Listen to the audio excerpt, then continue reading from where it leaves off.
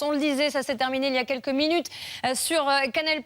Montpellier s'est imposé face à Toulon. Une nouvelle défaite du rugby club toulonnais. Jacques Delmas est en direct avec nous dans Jour de rugby avec Guillaume Guéric pour analyser ce match. Oui, Jacques, deuxième défaite en une semaine. Quel sentiment vous portez sur cette rencontre? D'abord, je crois qu'il faut reconnaître qu'on est tombé sur un très bon Montpellier. Bon, on savait qu'avec ce qui s'était passé dans la semaine, ils allaient avoir une réaction d'orgueil, sachant au-delà de ça la qualité de cette équipe. On s'attendait à une grosse réception, mais je crois qu'aujourd'hui, au-delà de la défaite, malheureusement, je crois qu'on peut être fier du comportement de nos joueurs parce qu'on a répondu présent. Je crois que si on avait eu le même comportement à Paris, peut-être que ça aurait été différent. Donc, d'abord, un sentiment de fierté par rapport à leur comportement après. Je crois qu'on va l'analyser entre nous, mais je crois qu'on avait la possibilité de le gagner. Ça tourne sur un fait de jeu. Il y a faute, indéniablement. On prend un jaune, mais sur 2 ou 3 points importants, on aurait pu marquer.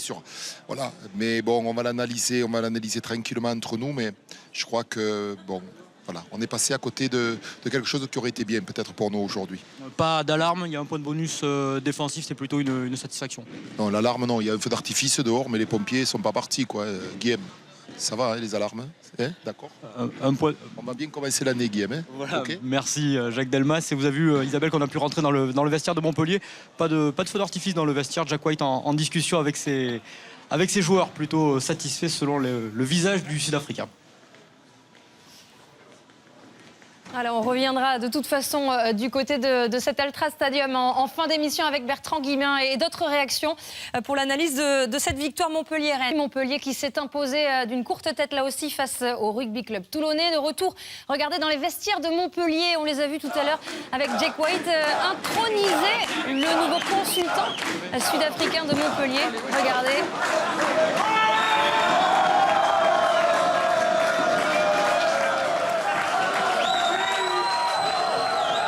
S'échappe pas, voilà. Adopté même, Jake White. On rappelle qu'il a pour l'instant signé un contrat de consultant de 6 mois. Mais pourrait prolonger l'aventure, pourquoi pas les saisons prochaines. On rappelle également la mise à pied de Fabien Galtier qui sera reçu le 9 janvier par son président. Allez, on retourne pour une dernière analyse du côté de Montpellier. Montpellier qui s'est donc imposé d'une courte tête face à Toulon. On l'a dit, Bertrand Guimain, on vous retrouve justement pour revoir les images avec vous de ce match.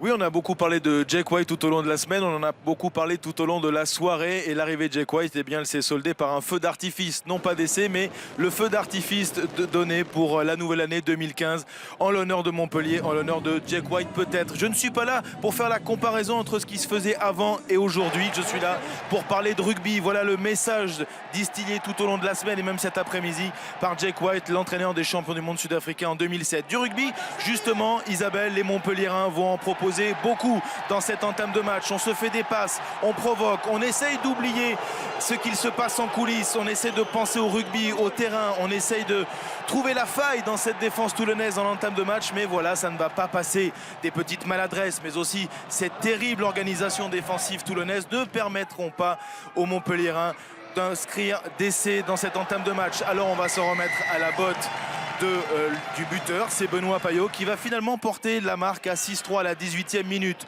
Toulon n'est pas véritablement encore entré dans la partie. Finalement, Toulon va sauver les meubles et Toulon et Montpellier vont se quitter à 6 partout à la fin du premier acte. Pas de quoi faire chavirer Jake White de bonne heure, pas encore. D'autant plus que les Toulonnais vont se réveiller en deuxième période avec plus de ballons, plus d'initiatives à l'image de Gorgodze, l'ancien joueur de Montpellier, le troisième géorgien qui déclenche le mouvement. On retrouve en bout de ligne Drew Mitchell, l'Australien, à l'intérieur peut-être une solution, finalement non, mais on voit que Toulon s'est réveillé. Toulon ne propose pas le même visage que celui affiché la semaine dernière au Stade Jean-Bouin face au Stade Français. Il y a du combat, il y a de l'envie, il y a du sérieux, il y a de la maîtrise, mais aussi de la patience. Touche dans la continuité de cette action, touche prise par Jocelyn Suta dans l'alignement toulonnais. Un bon travail, un bon ballon porté, orchestré par Chris Mazoé notamment, orchestré par Eric Escande. Un môle porté qui va se stopper une première fois. On vous rappelle le score, 6 partout, et le premier essai qui va déboucher sur cette action. Guillaume Guirado, le talonneur toulonnais, a semble-t-il franchi la ligne. a-t-il aplati? Monsieur Romain Poit va faire appel à la vidéo et sur les images proposées par nos équipes, on ne pourra se faire réellement aucune idée, aucune certitude. L'essai est refusé 6 partout, mais on va revenir à une faute au préalable des Montpelliérains. Et voilà comment à la 42e minute, dès l'entame de la deuxième période, Alf Penny donne pour la première fois l'avantage à Toulon 9-6.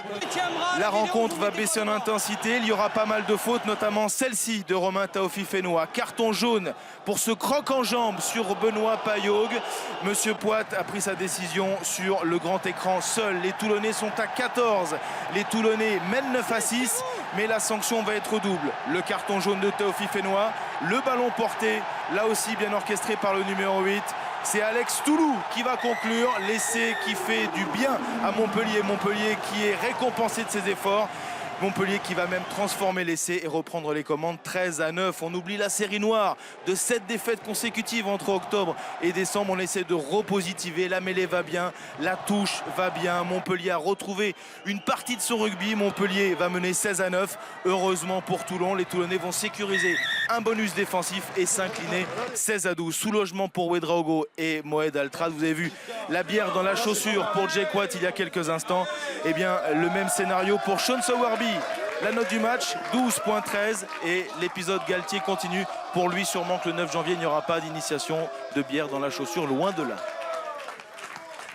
Merci Bertrand, on leur a dit, on leur a répété, c'était donc la première de Jake White, premier match, première victoire et première analyse au micro de Guillaume Garrigue pour Jour de rugby. C'est un démarrage parfait. Tout le monde en France sait que le top 14 est une compétition très dure. Si vous regardez les derniers résultats, Lyon a battu le Stade français, qui avait battu Toulon.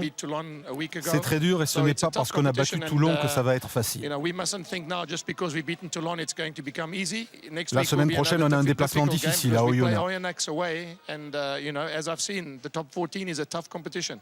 Que répondez-vous à ceux qui disent que vous êtes venus pour l'argent? C'est pas pour l'argent. C'est un contrat de 6 mois. Nous n'avons même pas parlé d'argent avec le président. Je veux entraîner une bonne équipe. Pour moi, ce qui est important, c'est que je n'ai jamais entraîné en France. Jamais en top 14. C'est une opportunité pour moi et quand on est coach comme joueur, on vise le plus haut niveau.